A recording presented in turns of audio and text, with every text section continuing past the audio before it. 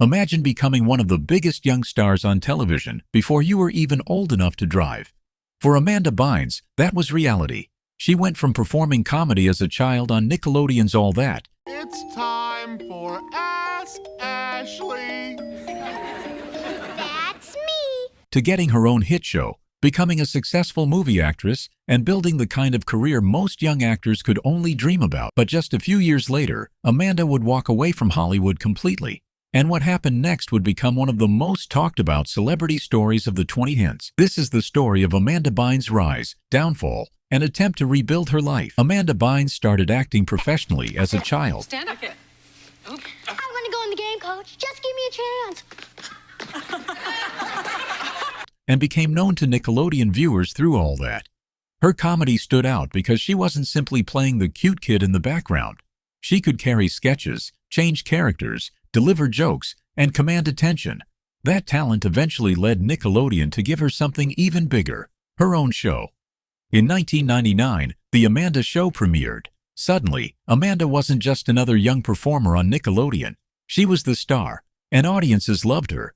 As Amanda got older, she successfully moved beyond children's television. She starred in What I Like About You, then began taking on bigger movie roles. In Big Fat Liar, she shared the screen with Frankie Muniz. Then came movies like What a Girl Wants and She's the Man. But 2007 became an especially important year. Amanda appeared in Hairspray, a major Hollywood production that earned more than $100 million worldwide. She was no longer simply a Nickelodeon actress. Amanda Bynes had become a legitimate Hollywood star, and the success didn't stop there. Amanda continued appearing in major projects, and in 2010, she had a role in Easy A, starring alongside Emma Stone. From the outside, everything looked like it was going perfectly. She had fame. She had money. She had a successful career. But behind the scenes, Amanda later described feeling increasingly unhappy with acting and struggling with her relationship to her appearance and substance use. Then at only 24 years old, she made a shocking announcement. She was retiring from acting. In June 2010, Amanda announced that she had stopped acting because she no longer loved it. For someone who had spent most of her life in front of cameras, it was a huge decision, and it happened incredibly early. She was only 24, but over the next few years, her life would become much more difficult. During the early 2010s, Amanda's public behavior became increasingly concerning. There were legal problems, substance-related issues, and a series of unusual public statements that attracted enormous media attention. Instead of seeing Amanda as the funny Nickelodeon star they remembered, the public began watching her personal struggles unfold in real time. In 2013, after a particularly difficult period, Amanda was placed under a psychiatric hold. Her parents eventually became involved in managing her affairs through a conservatorship, and suddenly, a former child star who had once controlled her own Hollywood career was no longer in control of many major parts of her life. Amanda's conservatorship lasted nearly 9 years. That's an enormous amount of time.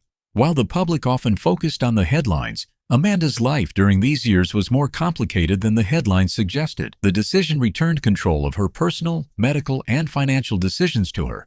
Her parents supported the termination, but it didn't mean everything suddenly became perfect. Recovery isn't a movie where the screen turns black and everything is fixed. It's usually much quieter than that. For Amanda, the next chapter was about living life on her own terms. Amanda didn't immediately return to acting. Instead, she continued exploring creative interests outside traditional Hollywood. She became interested in fashion, art, and other creative projects. She also occasionally reconnected with fans through social media and experimented with podcasting. And importantly, she remained largely outside the Hollywood spotlight. That might sound strange for someone who became famous from television, but sometimes stepping away from the spotlight is exactly what a person needs. Amanda's story had stopped being about becoming famous. It became about building a life that belonged to her. Millions of people grew up laughing at her comedy. Then many of those same people have watched her struggles unfold through headlines and social media. But it's important to remember something. A celebrity is still a person.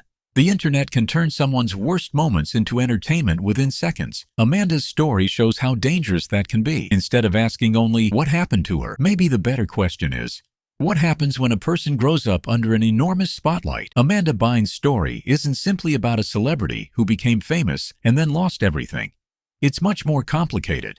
She became successful incredibly young. She spent years working in an industry where her identity was connected to performing.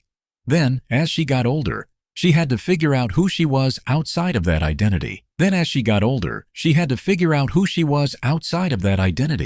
Add personal struggles, intense media attention, and the pressure of being watched by millions of people, and you can begin to understand why her journey became so complicated. But her next chapter doesn't have to belong to the audience.